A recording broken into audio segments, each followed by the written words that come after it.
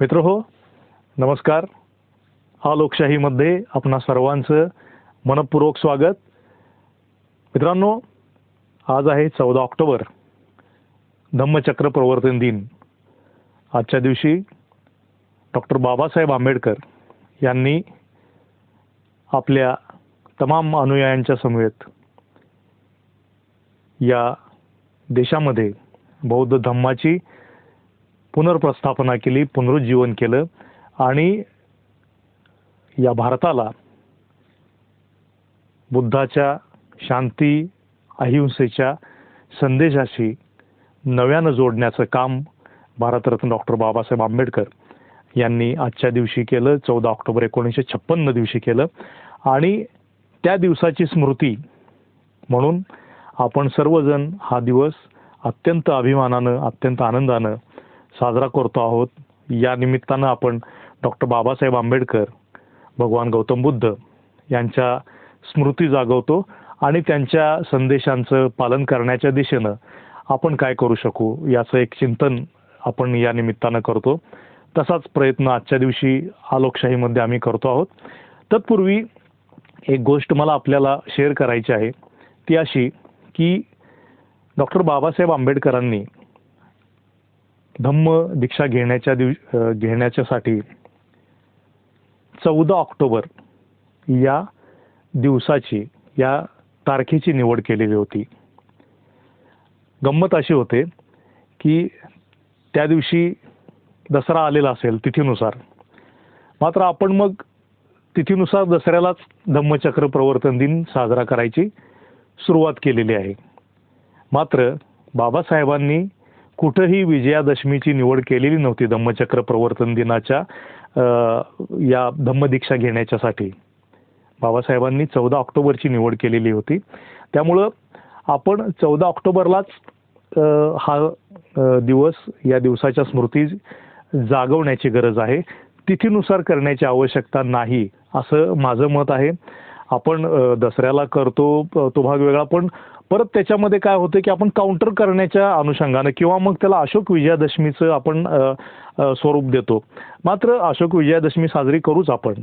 तथापि धम्मचक्र प्रवर्तन दिन मात्र 14 ऑक्टोबरच आहे. बाबासाहेबांनी कुठंही विजयादशमीचा उल्लेख केलेला नव्हता. नाही, कोणी दर्शकांनी जर माझं चुकलं असेल तर करेक्ट जरूर करावं, मात्र माझ्या वाचनात तरी तसं आलेलं नाही. त्यामुळं 14 ऑक्टोबर हा दिवसच आपण धम्मचक्र प्रवर्तन दिन म्हणून साजरा करायला हवा असं माझं मत आहे.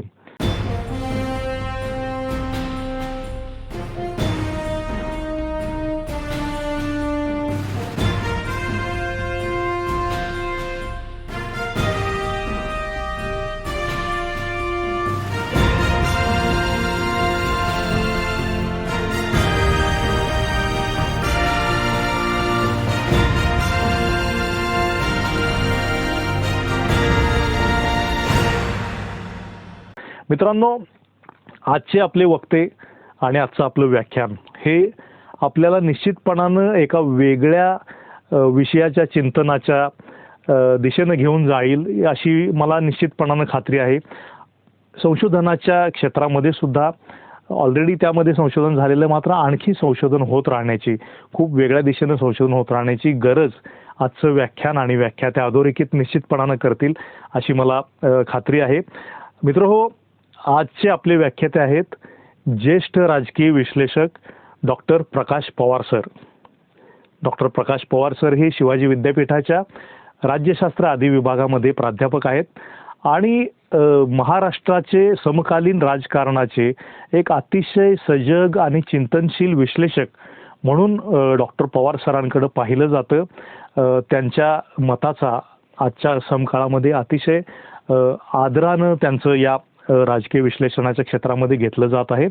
आज पवार सर आपल्यासोबत आहेत, मात्र विषय त्यांचा थोडासा ऐतिहासिक आणि सामाजिक चिंतनाचा आहे. मित्र, म्हणजे आजचं व्याख्यान त्या दृष्टीनंही एका वेगळ्या पद्धतीचे प्रकाश पवार सर आपल्यासमोर आणण्याला मदत करणार आहे. डॉक्टर प्रकाश पवार सरांनी आज जो विषय घेतलेला आहे किंवा लोकशाहीवरती आज ते ज्या विषयाची मांडणी करणार आहेत, तो विषय आहे मित्रांनो छत्रपती शिवाजी महाराज आणि बौद्ध परंपरा. छत्रपती शिवाजी महाराज आणि बौद्ध परंपरा या विषयाच्या अनुषंगाने डॉक्टर प्रकाश पवार सरांनी अतिशय सूक्ष्म असं वाचन, चिंतन, संशोधन असं केलेलं आहे. आणि सरांशी मग चर्चा करत असताना असे अनेकविध पैलू जेव्हा सरांनी मांडले, तर मग आम्ही सरांना विनंती केली की सरांनी धम्मचक्र प्रवर्तन दिनाच्या निमित्तानं आलोकशाहीवरती या विषयावरती तपशीलवार मांडणी करावी, जेणेकरून हा विषय आणखी चर्चेची कवाडं खुली करेल आणि आपली मन सुद्धा खुली करेल. मित्रहो, छत्रपती शिवाजी महाराज आणि बौद्ध परंपरा, महाराजांच्यावरती बौद्ध परंपरेचा कशा पद्धतीनं प्रभाव पडलेला होता, त्यांचं भोवताल कशा पद्धतीनं या सर्व परंपरेनं व्यापलेलं होतं, याविषयी अत्यंत तपशीलवार मांडणी डॉक्टर पवार सर आपल्या या भाषणामध्ये करतील आणि मला खात्री आहे हे आपल्याला निश्चितपणानं आवडेल. मित्रहो, तर स्वागत करूया डॉक्टर प्रकाश पवार सर यांचं. आणि मांडणी करता आहेत ते छत्रपती शिवाजी महाराज आणि बौद्ध परंपरा या विषयावर.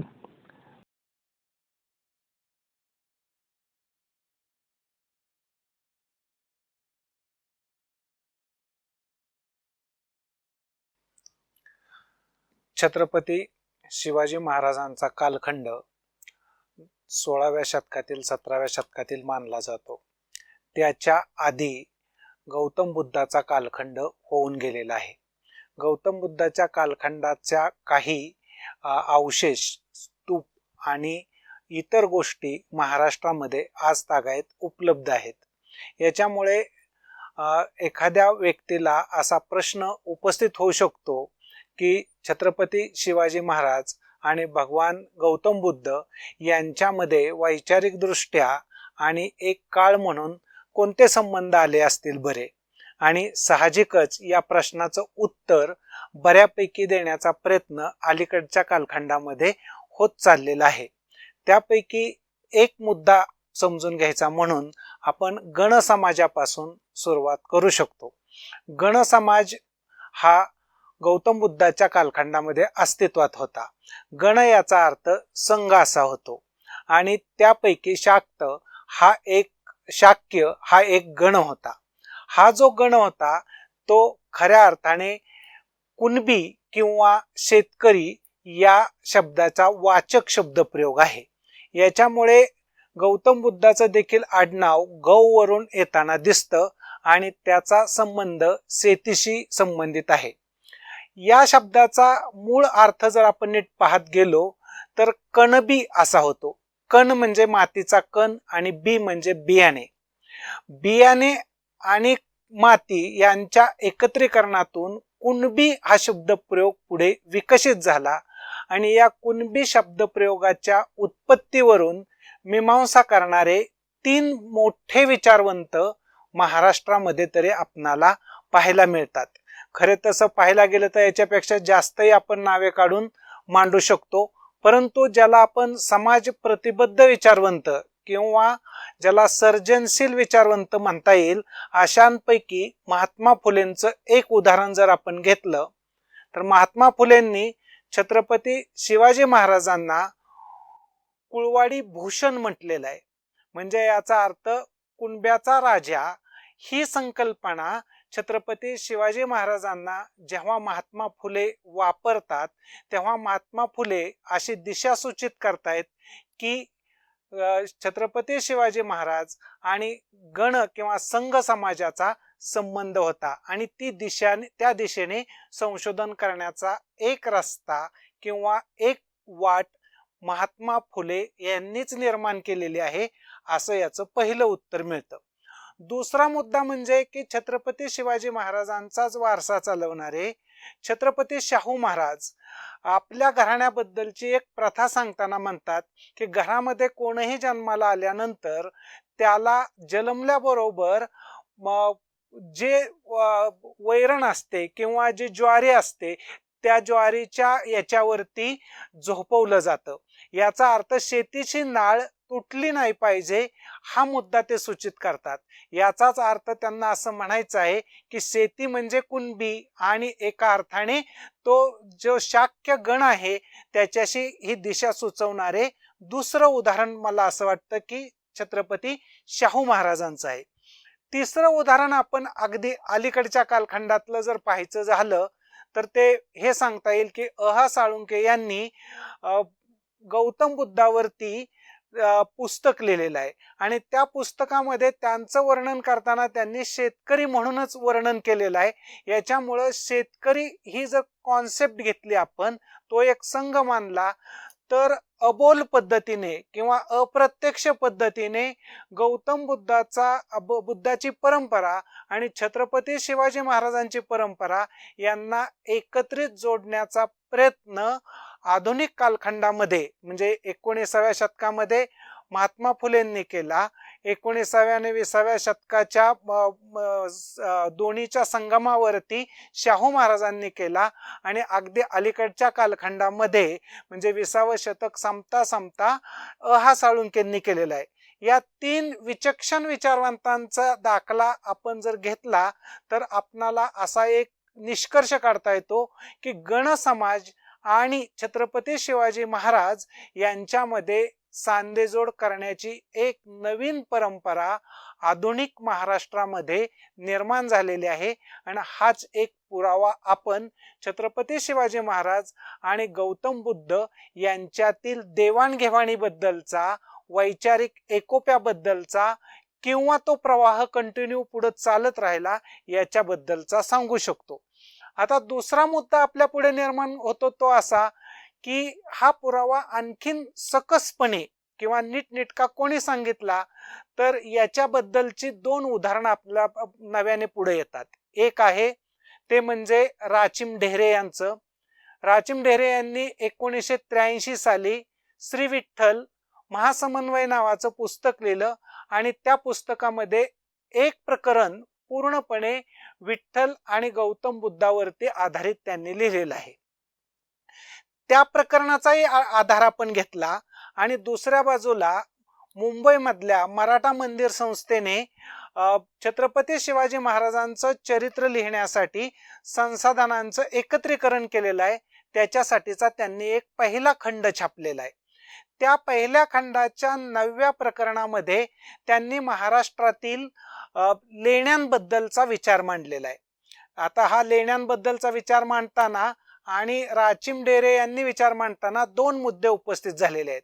त्यातला पहिला मुद्दा आपण राचिम ढेरे यांचा एक्सप्लेन केला, स्पष्ट केला तर आपल्या असं लक्षात यायला लागतं की छत्रपती शिवाजी महाराज आणि गौतम बुद्ध यांच्याबद्दलं नातं यांना जोडण्याचं काम भक्ती परंपरेने किंवा वारकरी परंपरेने केलेलं आहे. त्या वारकरी परंपरेने हे कसं केलं तर याच्याबद्दलचंही उदाहरण राचिम ढेरेच देतात. राचिम ढेरेंचं म्हणणं आहे ते म्हणजे पंढरपूरचे विठ्ठल श्री विठ्ठल एक महासमन्वय, याच्यामध्ये विठ्ठल हे गौतम बुद्धाचं प्रतीक आहे अशी मानण्याची प्रथा किंवा परंपरा वारकरी परंपरेमध्ये आहे. आणि तोच मुद्दा वेगळ्या पद्धतीने डॉक्टर बाबासाहेब आंबेडकर यांनी देखील मांडला होता आणि डॉक्टर बाबासाहेब आंबेडकरांना विठ्ठलावरती स्वतंत्रपणे पुस्तक लिहायचं होतं, परंतु त्यांनी लोणावळा या ठिकाणी विठ्ठल म्हणजेच एकेकाळचे गौतम बुद्धाचं परंपरा होती, गौतम बुद्धाचा परिसर होता असा त्यांनी युक्तिवाद केलेला आहे. आता या युक्तिवादावरती आधारित जर वारकरी परंपरेचं, भक्ती चळवळीचं आराध्य दैवत बुद्धाचं असेल, गौतम बुद्धाचं, तर गौतम बुद्धाची परंपरा वारकरी परंपरेत आहे आणि वारकरी परंपरेमधले अनेक व्यक्ती म्हणजे साधारणपणे आपण 1-2 नावं काढली तरी सुद्धा आपल्या लक्षात येतं की ते म्हणजे गौतम बुद्ध आणि एकूण सर्व परिसराचा संबंध जोडलेला दिसून येतो. याच्यामध्ये नामदेवांचं आपण उदाहरण घेऊ शकतो, याच्यामध्ये आपण जनाबाईंचं उदाहरण घेऊ शकतो, याच्यामध्ये याच्याही पलीकडे जाऊन बहिणाबाईंचं सुद्धा उदाहरण सांगता येतं. म्हणजे या 3 उदाहरणांमध्ये जर आपण पहिलं उदाहरण घेतलं जनाबाईंचं तर जनाबाई असं म्हणतात, आता बुद्ध झाला सखा माझा. हे जे गोष्ट आहे 344व्या अभंगातली, तर त्याच्यावरून जनाबाईंना बुद्ध हा विठ्ठलाच्या रूपामध्ये आणि वारकरी परंपरेमध्ये दिसतो.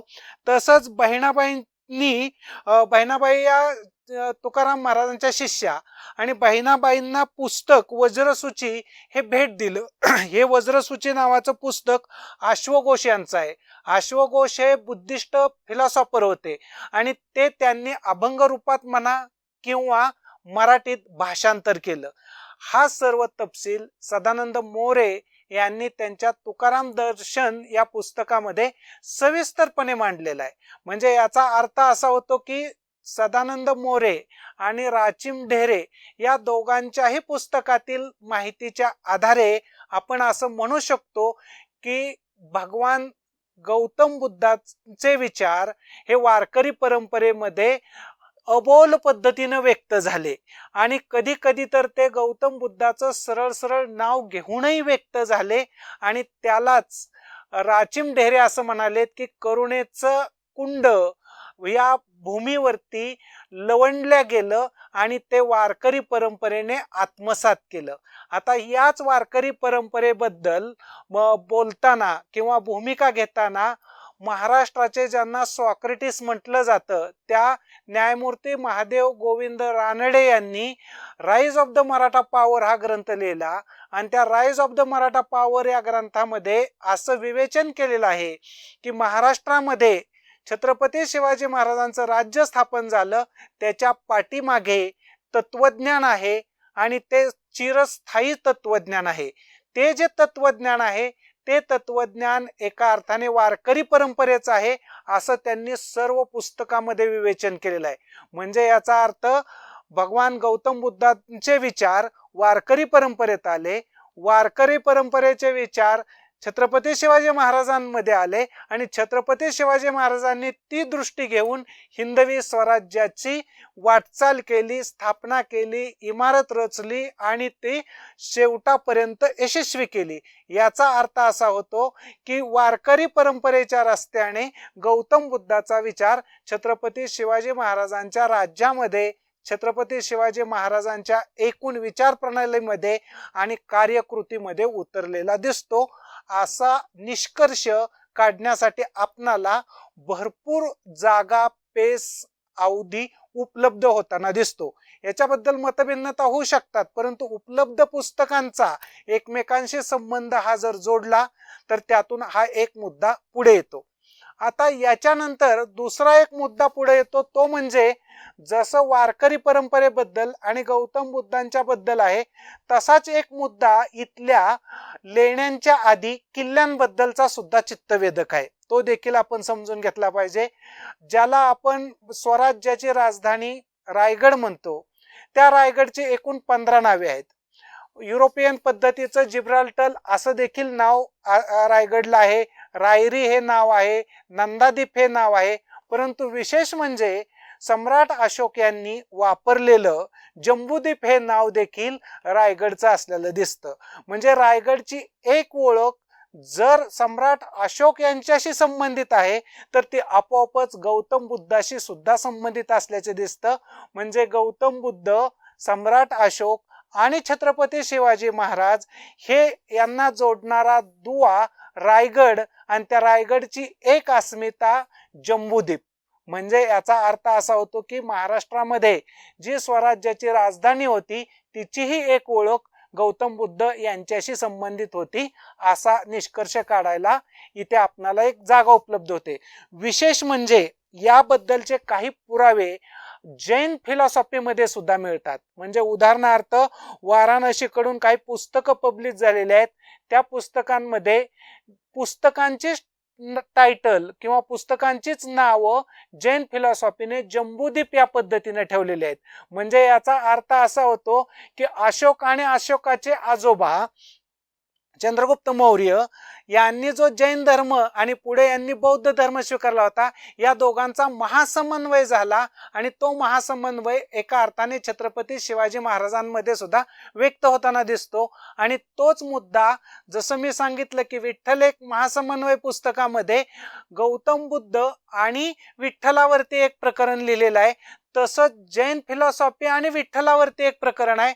म्हणजे विठ्ठल हा एक महासमन्वय जैन आणि बौद्ध विचारांचा आहे आणि आपोआपच त्या दोन्ही धारांचं एकत्रीकरण रायगड नावाच्या टायटलमध्ये किंवा नावामध्ये होताना दिसतं. हाही एक मुद्दा जिओग्राफिकली दिसतो. हा मुद्दा अधिक व्यवस्थितपणे एक्सप्लेन झालेला नाही, याबद्दलचा विवेचन झालं पाहिजे अशी भूमिका मराठा मंदिर संस्थेने जे पुस्तक लिहिलेलं आहे त्या पुस्तकाचे संपादक यदी फडके आहेत. यदी फडके यांनी संपादित केलेल्या या पुस्तकाच्या 9व्या प्रकरणामध्ये अशी भूमिका घेतलेली आहे की महाराष्ट्राच्या इतिहासाचं विवेचन करताना भूगोलामध्ये जिल्हे, तालुके, डोंगर, दर्या याच्याबद्दलची माहिती दिली जाते, परंतु याच्या पलीकडे जाऊन त्या भूगोलावरती, त्या भूगोलाच्या शरीरावरती कोणत्या प्रकारची प्रतीकं, कोणत्या प्रकारचे सिम्बॉल, कोणत्या प्रकारचा अर्थ व्यक्त होतो याचं विवेचन केलं नाही. त्याच्यामुळे भूगोलाचं जर विवेचन तुम्ही नीट केलं आणि भूगोल आणि छत्रपती शिवाजी महाराज यांचा जर सांधा जोडला तर आपणाला असं लक्षात यायला लागतं की छत्रपती शिवाजी महाराजांच्या अवतीभोवती म्हणजे छत्रपती शिवाजी महाराजांची जी जन्मभूमी शिवनेरी आहे त्या जन्मभूमीच्या चारी बाजूंनी गौतम बुद्धाच्या काळातल्या आणि गौतम बुद्धांचा प्रभाव असणाऱ्या बुद्धिस्ट लेण्यांचे रांगाच्या रांगा आहेत. म्हणजे साधारणपणे 50 पेक्षा जास्त रांगा, गुहा आणि स्तूप किंवा एका अर्थाने लेण्या या शिवनेरीच्या आजूबाजूला असणाऱ्या पाहायला मिळतात. आणि हा मुद्दा जास्त महत्वाचा एवढ्यासाठी आहे की छत्रपती शिवाजी महाराजांचे थोरले बंधू संभाजी, त्या संभाजीची पत्नी जैताबाई, त्या जैताबाईंचे वडील हे जवळपास 20 वर्ष शिवनेरीच्या आजूबाजूला राहिलेले होते आणि शिवनेरीची बारीक खडानखडा माहिती त्यांना होती आणि त्यांनीच शिवनेरीवरती एकूण सर्व छत्रपती शिवाजी महाराजांच्या बालपणाच्या बद्दलच्या संगोपन केलेलं दिसतं. म्हणजे मला सांगायचा मुद्दा असा आहे की जर त्या किल्ल्याच्या अवतीभोवतीची लेण्यांची बारीक सारीक खडानखडा माहिती जैताबाईंच्या वडिलांना होती तर जैताबाईंच्या वडिलांकडून जिजाऊंना मिळाली. जिजाऊंना मिळालेली माहिती जी होती की ती जिजाऊंची माहिती आपोआपच छत्रपती शिवाजी महाराजांकडे जाणं हे ओघाने येतं. म्हणजे ते काय कोण अडवू शकत नाही. इतकं सोपं गणित मला असं वाटतं की शिवनेरी बद्दलचं आहे. शिवनेरी नंतरचा दुसरा एक मुद्दा याच मुद्द्याला जोडून घेतला पाहिजे, तो म्हणजे ज्याला आपण असं म्हणतो की जिजाऊंचं माहेर शिंदखेड राजा होतं. त्या शिंदखेड बुलढाणा जिल्ह्यातल्या तिथं मोठ्या प्रमाणावरती अलीकडच्या कालखंडामध्ये लेण्या सापडलेल्या आहेत आणि त्या गौतम बुद्धाच्या काळातील लेण्या असल्यामुळे तो एक संदर्भ आहे की ज्या जिल्ह्यामधून त्यांचं लहानपण गेलं, लहानाच्या मोठ्या झाल्या, वडील ज्या भागामध्ये वाढले त्या भागाची खडानखडा माहिती देखील जाधवरावांना होती. ती जाधवरावांकडून त्यांच्या मुलीकडे म्हणजे जिजाऊंकडे आली आणि तो प्रवाह एकूण सांधा जोडताना गौतम बुद्ध यांच्या फिलॉसॉफीशी आपणाला दिसतो. आता हा मुद्द्याला जोडून आणखीन एक मुद्दा घेतला पाहिजे की जो म्हणजे ज्याला आपण असं म्हणतो की छत्रपती शिवाजी महाराजांचं घराण्याची सुरुवात ही वेरूळ पासून होते. ह्या वेरूळमध्ये देखील जैन आणि बुद्धिस्ट लेण्या आहेत. त्या लेण्या अगदी डोळ्यासमोर बाबाजी भोसलेंच्या होत्या.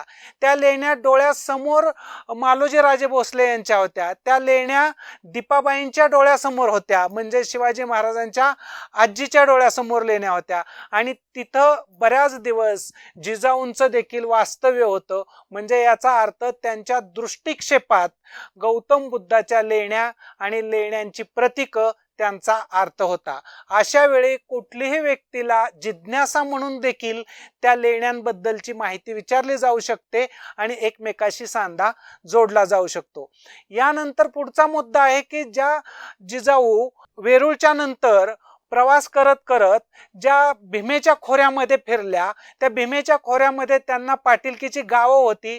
त्या सर्व पाटीलकीची गावं असणाऱ्या गावांमध्ये नाग मंदिरांची संख्या मोठ्या प्रमाणावरती आहे. म्हणजे तुम्ही भीमेचे खोरं जर सगळं पाहिलं तर नाग मंदिर आहेत आणि वंशीय समाज म्हणजेच एका अर्थाने गौतम बुद्धाचा विचार स्वीकारलेला नागवंश समाज होता. हे तर हा युक्तिवाद डॉक्टर बाबासाहेब आंबेडकर यांनीच केलेला आहे. म्हणजे आपल्याला असं लक्षात येतं की हा सगळा सांस्कृतिक परिसर कसा कनेक्ट होताना दिसतो गौतम बुद्ध आणि छत्रपती शिवाजी महाराज यांच्याशी. पुढे मुद्दा निर्माण होतो की छत्रपती शिवाजी महाराज जेव्हा बँगलोरवरून पुण्यामध्ये आले, लाल महालात राहायला लागले, तेव्हा लाल महालापासून 1 किलोमीटरच्या आतच अंतरावरती नाग मंदिर मोठं होतं. त्या नाग मंदिर आत्ताचं पुणे हे कॉम्प्लिकेटेड पुणे आहे, परंतु तेव्हाच्या सुटसुटीत पुण्यामध्ये नाग मंदिर सहज जरी बाहेर पडलं तरी दिसेल इतकी अवस्था स्वच्छ होती. तोच मुद्दा आहे की लाल महालापासून 1 किलोमीटरच्या अंतरावरती भांबुर्ड्याला लेणी होती. भांबुर्ड्यापासून जवळ असणाऱ्या म्हणजे आजच्या फर्ग्युसन कॉलेजच्या टेकडीवरती बुद्धिस्ट लेणी होती. एवढंच नव्हे तर तुम्ही भंडारकर इन्स्टिट्यूटनेच अलीकडे पुरातत्व विभागाने सांगितलेलं आहे की पर्वतीवरती देखील गौतम बुद्धाची लेणी होती. म्हणजे तुम्ही समजून नीट हा मुद्दा घ्या. छत्रपती शिवाजी महाराजांची जिथं लाल महालामध्ये वाढ होते, जिथं छत्रपती शिवाजी महाराज निर्णय घेतात, तिथपासून 1 किलोमीटरच्या आत आजूबाजूला बुद्धिस्ट लेण्या असल्याचं आपल्याला चित्र पाहायला मिळतं. हाच मुद्दा तुम्ही पुढे जोडण्याचा प्रयत्न केला तर छत्रपती शिवाजी महाराजांनी आपल्या स्वराज्याचं संघटन सुरू केलं, ते म्हणजे 12 मावळ खोऱ्यातून.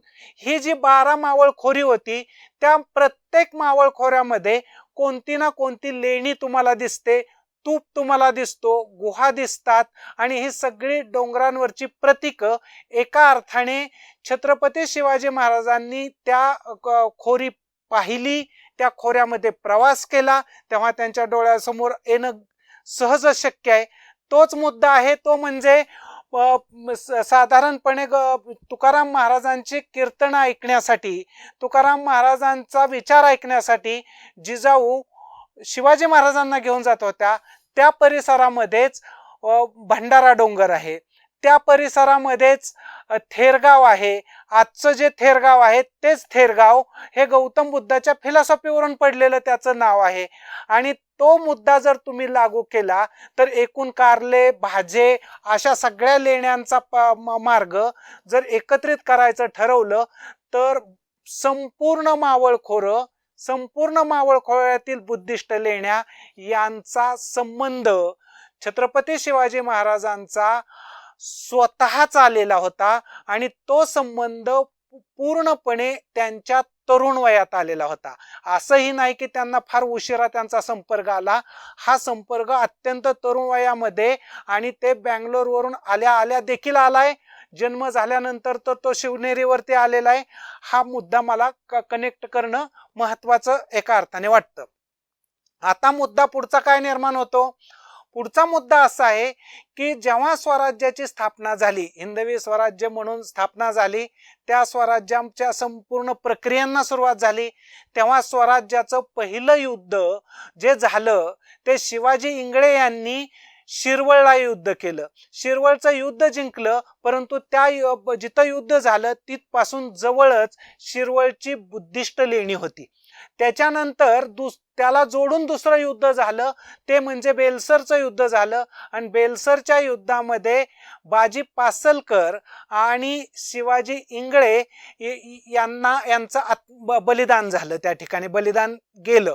परंतु छत्रपती शिवाजी महाराजांनी त्या क्षणी हिंसा की अहिंसा या 2 गोष्टींमधून एका गोष्टीची निवड करायची ठरवलं आणि हिंसेला कंट्रोल केलं पाहिजे आणि अहिंसेच्या मार्गाने गेलं पाहिजे. म्हणून छत्रपती शिवाजी महाराजांनी पुरंदरच्या किल्ल्याबद्दलचा जो निर्णय घेतला तो पूर्णपणे वेगळा निर्णय होता की ज्या निर्णयामध्ये आपणाला असं दिसतं की छत्रपती शिवाजी महाराज एका अर्थाने अहिंसेकडे वळलेले त्या सूत्रामध्ये दिसत आहेत.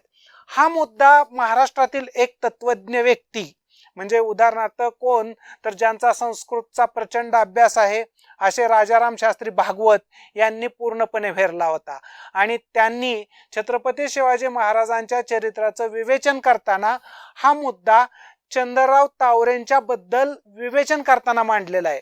त्यांचं असं म्हणणं आहे की चंद्रराव तावरे यांच्याबरोबर हिंसेचा वापर करून त्यांना तो प्रदेश जिंकायचा नव्हता, तर त्यांनी हिंसेचा वापर ज्यांनी केला त्यांना परत कधीही विश्वासात घेतलं नाही, कधीही त्यांना स्वराज्यातील महत्त्वाचं काम दिलं नाही. उलट छत्रपती शिवाजी महाराजांना चंद्रराव तावरे यांच्याशी वाटाघाटी करून त्यांचं मन वळवायचं होतं. आणि ते मन वळवण्याची प्रोसेस म्हणजेच एका अर्थाने लोकशाहीची प्रक्रिया होती. आणि ती प्रक्रिया म्हणजे अहिंसेची प्रक्रिया होती. तडजोडीच्या मार्गाने जाणं म्हणजे केवळ तडजोडी करणं, समेट करणं असा अर्थ नव्हता, तर एका मोठ्या तत्वासाठीचा विचार मांडणं हा होता. आणि हे अहिंसेकडे जाणारं म्हणजे गौतम बुद्धाच्या विचारांकडे जाणारा प्रवाह होता. हाही पहिल्या गोष्टीत व्यक्त होतोय. अगदी पहिलं हे उदाहरण मी तुम्हाला सांगतोय, ज्या उदाहरणांमध्ये पुरंदरचं आणि चंद्रराव मोरे यांच्याबद्दलच्या घडलेल्या घटनांची मी उदाहरणं तुम्हाला दिली. आता त्याच्यानंतरचा पुढचा मुद्दा आहे, छत्रपती शिवाजी महाराजांनी संपूर्ण महाराष्ट्रामध्ये दक्षिणेकडे आणि गुजरात पर्यंत ज्या काही स्वाऱ्या केल्या, त्या स्वाऱ्यांचं तुम्ही जर वर्णन नीटनेटकं करायला गेला आणि जे आरमार व्यवस्था उभी केली त्या आरमाराचा जर तुम्ही विश्लेषण करायला गेला तर तुमच्या असं लक्षात येतं की एका अर्थाने अगदी अति प्राचीन कालखंडामध्ये एक ग्रंथ लिहिला गेलेला आहे. त्या ग्रंथामध्ये म्हटलेलं आहे की सोपारा हे बंदर होतं आणि सोपारा बंदरातून दोन पद्धतीने व्यापार घडत होता. एक व्यापार घडत होता तो म्हणजे भडोच मार्गे आणि दुसरा व्यापार घडत होता तो म्हणजे नाशिक आणि पितळ खोऱ्यातून म्हणजेच अजिंठा, वेरूळ, अहमदनगर आणि तसाच विजापूरकडे जाणारा व्यापार होता तो. या व्यापारामध्ये मुख्य या व्यापारी मार्गावरच्या लेण्या आणि व्यापारी मार्गावरचे रस्ते हाच पुढे स्वराज्याचा मिळवण्याचा एक मार्ग तयार झाला. म्हणजे तुम्ही नीट बारकाईनं बघायला गेला तर नाला सोपाराच्या जवळच छत्रपती शिवाजी महाराजांनी आपल्या आरमाराची स्थापना केली. म्हणजे छत्रपती शिवाजी महाराजांना जे आरमाराबद्दलचं आकलन निर्माण झालेलं आहे ते समुद्र, डोंगरदऱ्या आणि त्याला जोडून असणारे हे बुद्धिस्ट व्यापाराचे मार्ग. तोच मुद्दा पुणे बोरघाट मधल्या युद्धाचा तुम्हाला पाहायला मिळतो. म्हणजे बोरघाटामध्ये युद्ध झालं, त्या युद्धामध्ये त्यांनी मोठी भूमिका पार पाडली, परंतु एकूण तो महामार्ग जो उपलब्ध तेव्हा नव्हता तो समोर छत्रपती शिवाजी महाराजांच्या आणि छत्रपती शिवाजी महाराजांच्या लष्कराच्या आला तो गौतम बुद्धाच्या लेण्यांच्या पद्धतीनं. हेही आपण दुर्लक्षित करू शकत नाही. साहजिकच तो मार्ग पुढे आला तर तुम्हाला पाहायला मिळतं की कार्ले, भाजे, तसंच थेरगाव, पुणे आणि पुण्यातून पुढे गेले की अहमदनगर असे ते मार्ग तयार होत आहेत. दुसरा मार्ग तुम्ही जर पाहायला गेला तर तो दुसरा मार्ग आहे तो म्हणजे महाडचा मार्ग. ज्या महाडच्या शेजारी रायगड किल्ला आहे, महाडच्या शेजारी लेण्या आहेत. आपणा सर्वांना एवढं तर निश्चितच माहीत असतं की डॉक्टर बाबासाहेब आंबेडकरांनी जेव्हा महाड या ठिकाणी सत्याग्रह केला तेव्हा ते रायगडलाही भेट दिली होती आणि तेव्हा त्यांनी ती महाड या ठिकाणी असणाऱ्या लेण्यांनाही भेट दिली होती. या लेण्या 2-3 मजले आहेत आणि त्या लेण्यांचे अवशेष आज चांगल्या पद्धतीने उपलब्ध आहेत.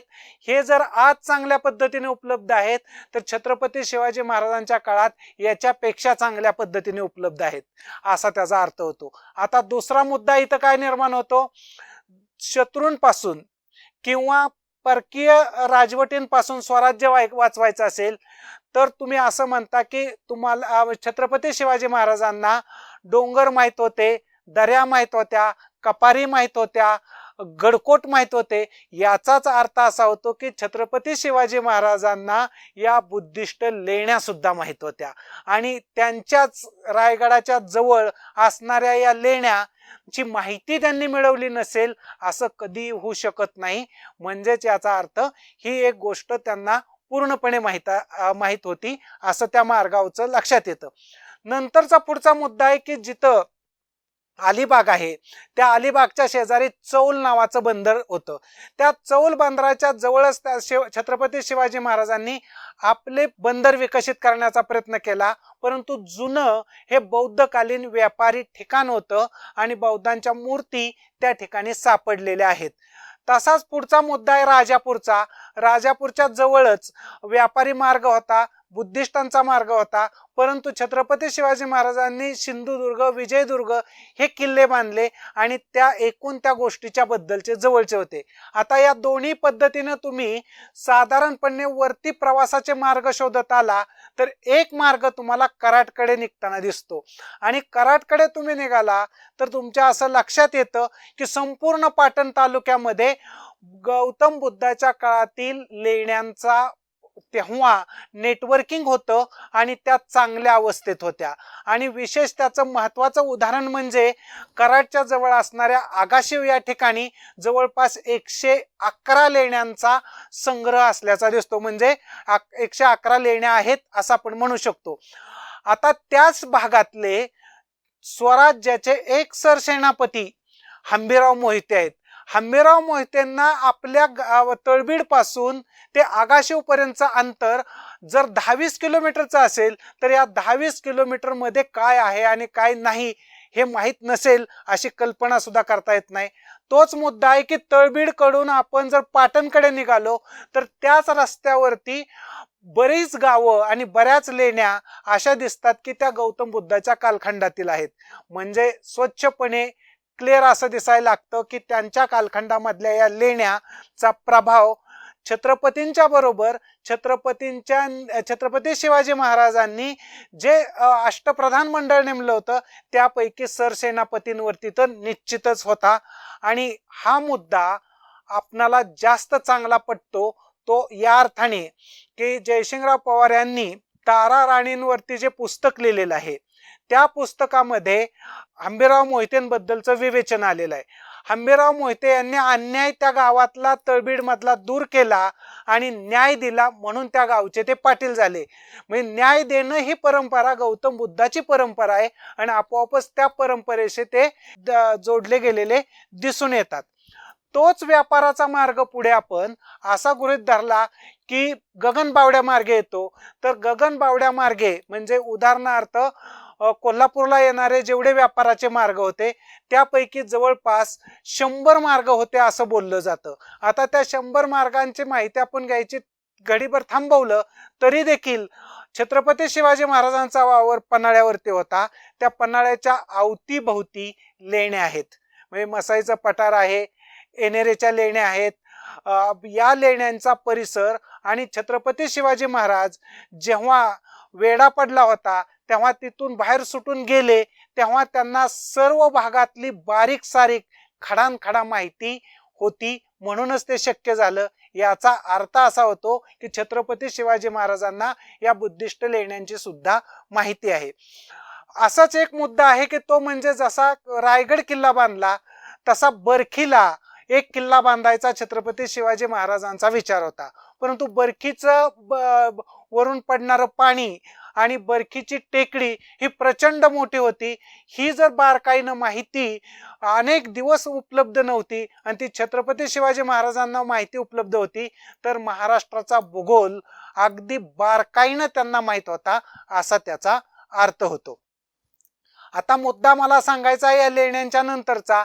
जेव्हा छत्रपती शिवाजी महाराज आपल्या मोहिमांवरती जात होते तेव्हा मोहिमांवरून ते प्रवास करताना मोहिमांच्या मार्गामध्ये त्यांना अनेकदा बौद्ध लेण्या आणि त्या काळातील स्तूप या गोष्टींची माहिती झाली असणार. याचं कारण असं आहे, छत्रपती शिवाजी महाराज जेव्हा कोणत्याही मोहिमेवरती जात तेव्हा त्या भूगोलाची, तिथल्या लोकांची, तिथल्या रस्त्यांची, तिथं लपण्याची आणि तिथल्या एकूणच ज्याला आपण म्हणतो गणिमिकावा त्याच्याबद्दलची खडानखडा माहिती गोळा करत होते.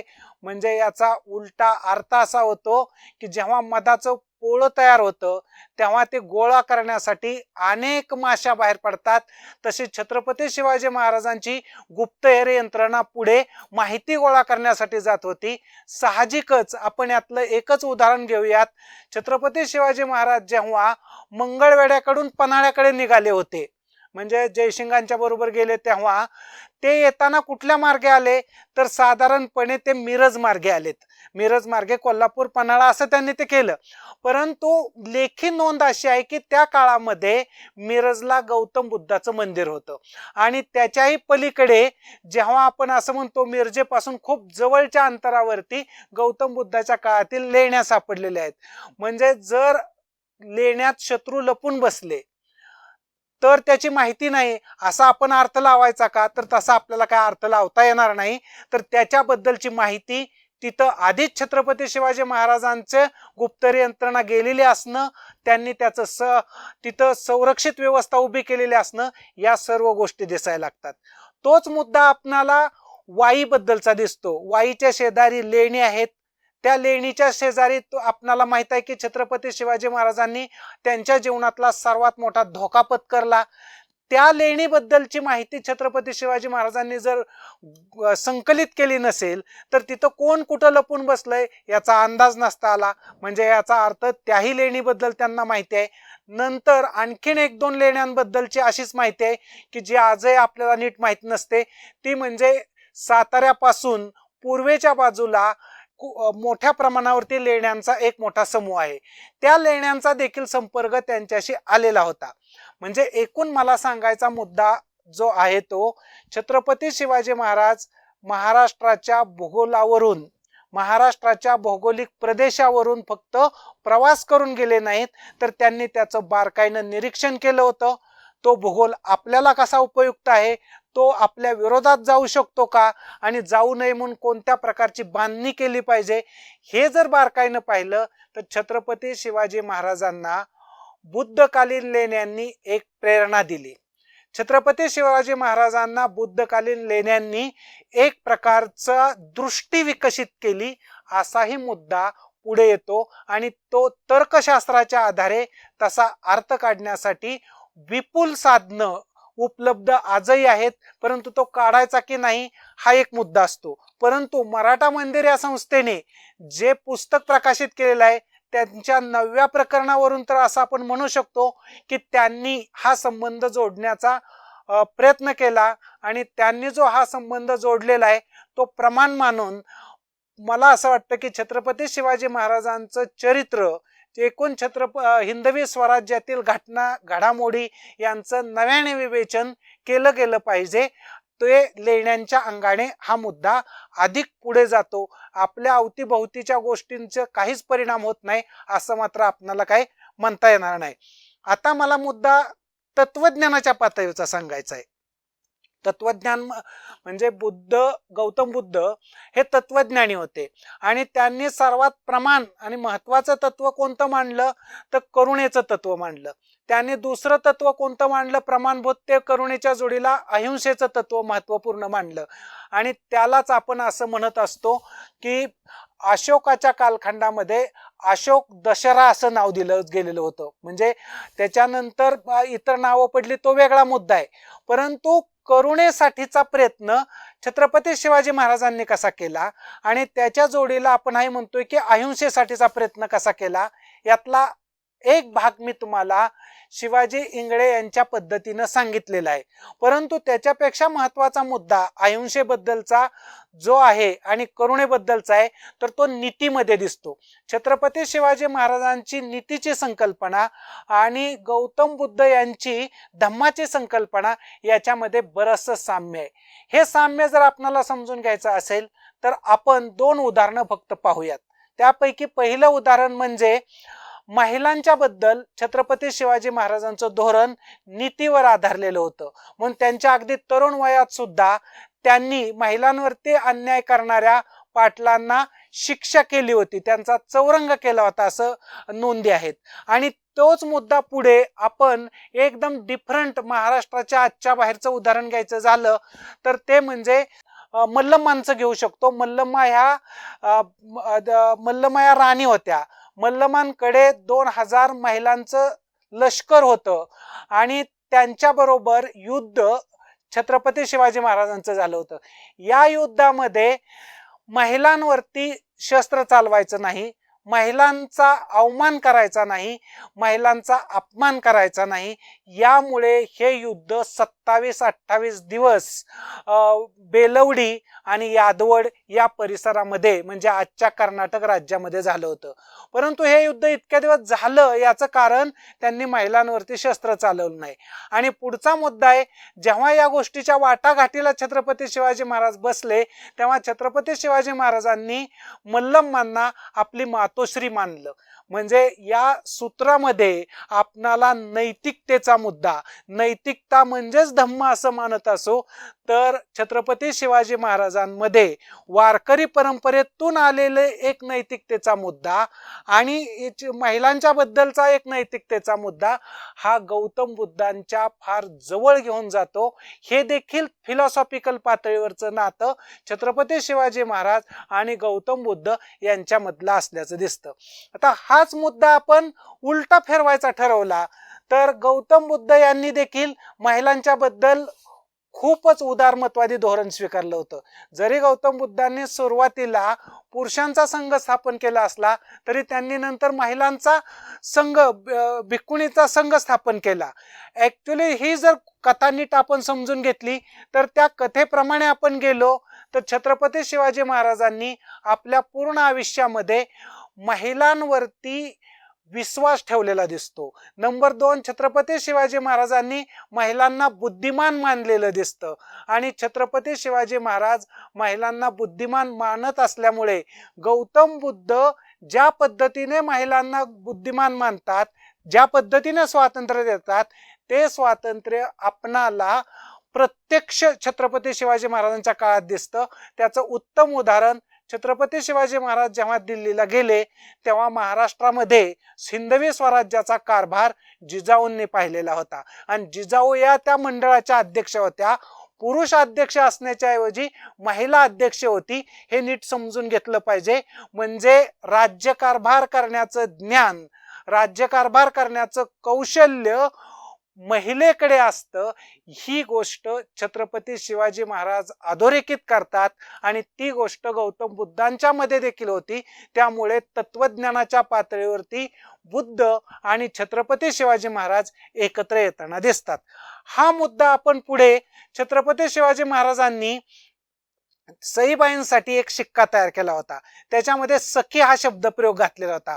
या सखीचा त्या काळातल्या डिक्शनरीनुसार आणि आत्ताच्या डिक्शनरीनुसार समतावाचक अर्थ तयार होतो. समता या शब्दालाच आजच्या काळामध्ये कोण साथी म्हणतं, कोण कॉम्रेड म्हणतं, परंतु छत्रपती शिवाजी महाराजांनी सखी आणि सखा हे जर तत्वज्ञान मांडलं होतं तर हे तत्वज्ञान एका अर्थाने स्त्री पुरुष समतेचं आहे आणि हे स्त्री पुरुष समतेचं तत्वज्ञान आपणाला असं दिसतं की ते गौतम बुद्धांनी देखील मांडलेलं होतं. म्हणजे गौतम बुद्ध आणि छत्रपती शिवाजी महाराज महिलांच्या बद्दल स्त्री पुरुष समतेचा विचार मांडताना दिसतात आणि या मुद्द्याचं विवेचन जवळपास सर्व पुस्तकांमध्ये वेगवेगळ्या पद्धतीने केलेलं आहे. परंतु हा मुद्दा कोणीही नाकारलेला नाही.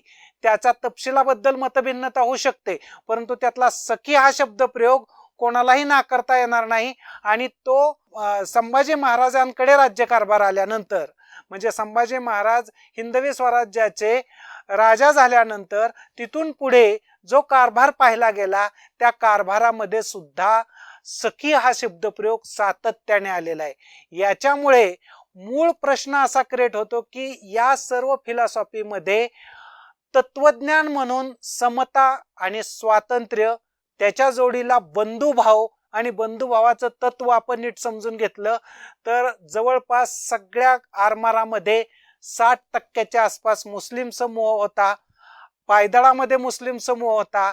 त्याच्यानंतर जो ज्याला आपण कोंढाणा किल्ला म्हणतो किंवा ज्याला आपण आत्ताचा सिंहगड म्हणतो, हा सिंहगड म्हणजे नागवंशीय लोकांचा किल्ला होता. नागवंशीय लोकांनी तानाजी मालुसरेंना मदत केली आणि तानाजी मालुसरेंनी त्यामार्फत तो किल्ला जिंकून घेतला. म्हणजे याचा अर्थ नागवंशीय लोकांना छत्रपती शिवाजी महाराजांबद्दल आपुलकी होती आणि छत्रपती शिवाजी महाराजांना त्यांच्याकडून मुबलक प्रमाणावरती ज्ञान उपलब्ध होत होतं. ही जी वैचारिक ज्ञानाची देवाणघेवाण आहे ती उपलब्ध झाली आणि ती परंपरा एका अर्थाने गौतम बुद्धापासून वारकरी परंपरेत चालत आली.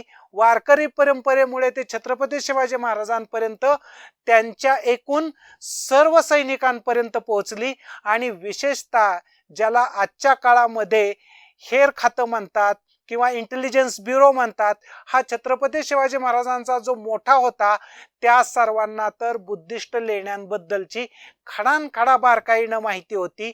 याच्यामुळे एकाच वेळेस आपणाला असा निष्कर्ष काढायला जागा उपलब्ध होते की गौतम बुद्धाचं तत्वज्ञान बुद्ध यांचं नाव न घेता सुद्धा अदृश्य पद्धतीनं छत्रपती शिवाजी महाराजांच्या हिंदवी स्वराज्यामध्ये, छत्रपती शिवाजी महाराजांच्या व्यक्तिमत्वामध्ये, छत्रपती शिवाजी महाराजांनी घडवलेल्या व्यक्तींमध्ये ते व्यक्त होताना दिसतं.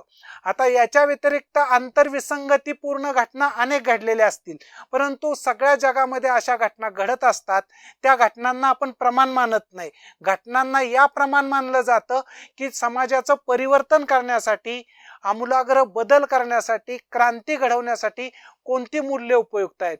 म्हणून आपण छत्रपती शिवाजी महाराजांना महाराष्ट्राचा प्रचंड मोठा वारसा म्हणून पाहतो, भारताचा वारसा म्हणून पाहतो, जगाचा वारसा म्हणून लोक पाहतात, त्यांच्यातून प्रेरणा घेतात. तेव्हा ती प्रेरणा एका अर्थाने अत्यंत दूरदृष्टीचे राजे असाही म्हणून पाहिला जातो.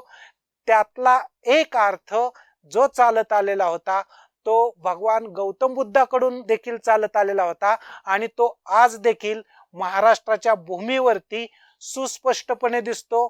त्याबद्दलची वाक्य वारकरी परंपरेतील अनेक वारकऱ्यांच्या मध्ये, कीर्तनकारांमध्ये आढळताना दिसतात.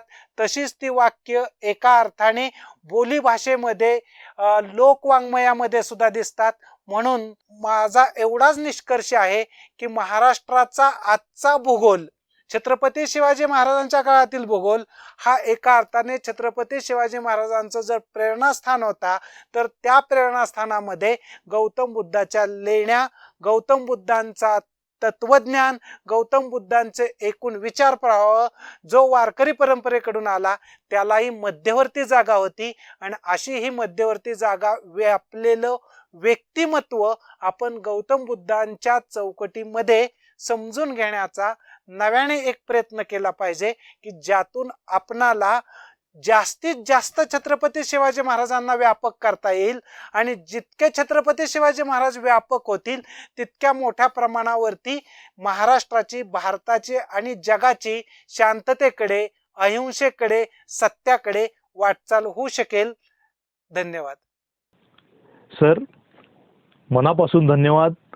छत्रपती शिवाजी महाराज आणि बौद्ध परंपरा या विषयावरती आपण ही केलेली मांडणी आमच्या सर्व प्रेक्षकांना निश्चितपणानं अंतर्मुख होऊन चिंतन करायला भाग पाडणारी आहे. आणि आजच्या धम्मचक्र प्रवर्तन दिनाच्या निमित्तानं आपण या विषयावरती मांडणी करण्यासाठी आलोकशाहीवरती आलात आणि खूप तपशिलात, खूप चिंतनशील, खूप अभ्यासपूर्ण अशी मांडणी केली. याबद्दल आलोकशाही आणि आमचे सर्व आलोकशाहीचे प्रेक्षक यांच्या वतीनं मी आपल्याला खूप खूप धन्यवाद देतो. मनापासून आपले आभार मानतो. धन्यवाद सर. मित्रांनो, अशीच काही व्याख्यानं, अशाच काही व्यक्ती आणि असेच काही वेगळे विषय घेऊन आमचा आपल्यासमोर येण्याचा प्रयत्न असतो आणि त्या प्रयत्नांमध्ये आपल्या सर्वांची साथ आणि प्रेम आम्हाला लाभत आहे. याबद्दल आलोकशाहीच्या वतीनं मी आपल्या सर्वांना मनपूर्वक धन्यवाद देतो. अशीच आपली सोबत, आमच्यासोबत राहू दे.